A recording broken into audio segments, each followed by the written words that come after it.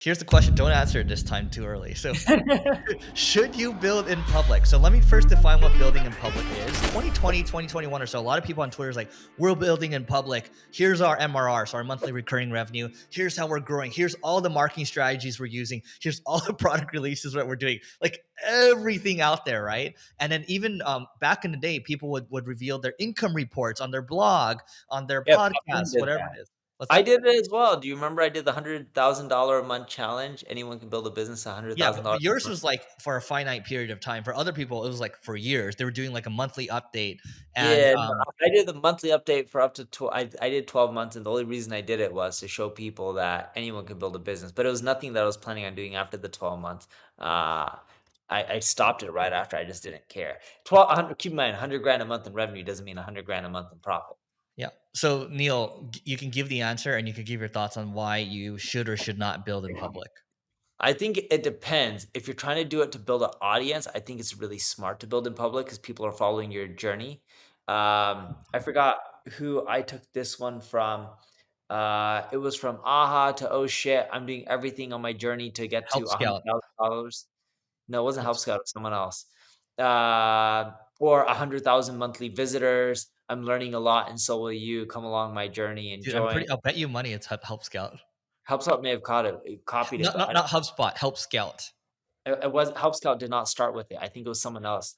Help Scout tried doing something similar, but I remember because when Continue.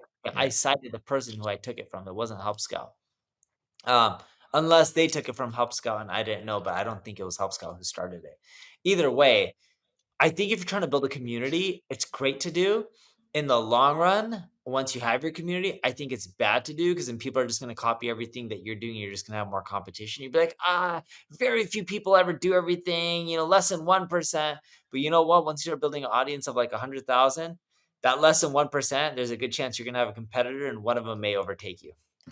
Look, my take on it is yeah, up to a certain point, it's good because you're trying to audience build. You're trying to more so you're trying to audience build than community build. I think you can build it. You can only start to build a community after you've built an audience. And for in general, is what I'm thinking.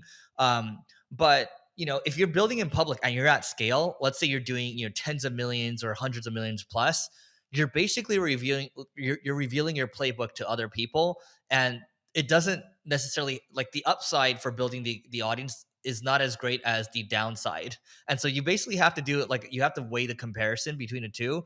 And so early days, sure, there's a ton of upside, but as you Well, get more John mature, Lee less. Dumas did it. He built a Who? massive audience. Pat Flynn did it, right? Do both of them still do it or no?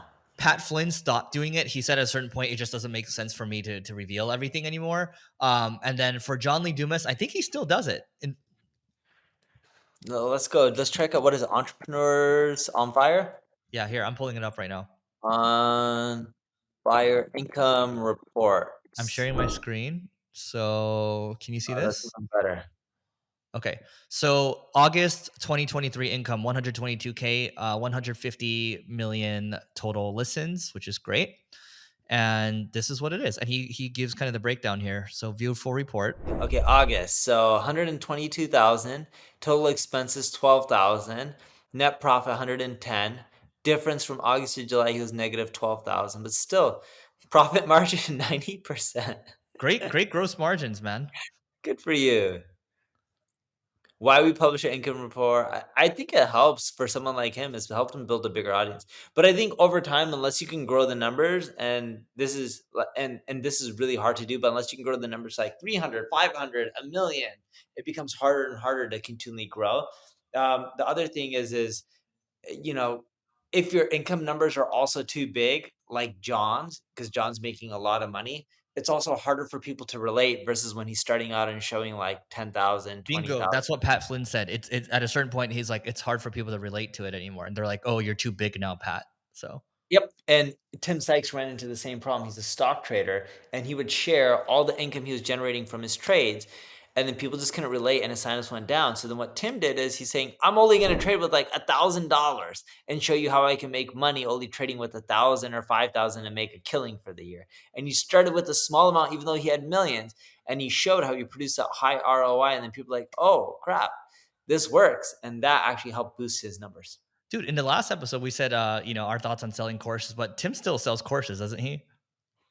He doesn't really yes, there's courses, but where he really makes his money is selling trades, I don't know if it's called selling trades, I'm probably using the wrong phrases, but it's like an alert system, so every time he buys a stock or sells a stock, Ah, he gets notified, so he's and selling the alert. yeah, and there's courses and stuff too, but people are paying for the alert. No one wants to read a Yeah, book on how to trade stocks. They're yeah, just like, "Let me know what you bought, at what yeah, price, and when, and tell me yeah, right then and there so I can yeah. buy too." People want the magic pill. People don't want a diet, Yeah. right? And that's a better business. People will pay more money for that than a book. Would you rather pay $1,000 for a book that teaches you stock trading or $5,000 and someone just tells you every time they buy and Yep. sell and have a proven track record and you can see all their past history and bank statements, etc. And also, if it's a bad trade, I can feel better about myself because I can just blame him. Yeah. You know what I mean? So And some trades he loses money on, he'll show you, but he's like, overall, he's up a lot. yeah. That last time I checked, at least. Yeah. All right. So that is it for today. That's what we think about building in public. Early days, yes. Later days, probably not. And we haven't really changed our stance from the past. So that is it for today. Please don't forget to rate, review, subscribe. It helps us grow, and we'll see you tomorrow.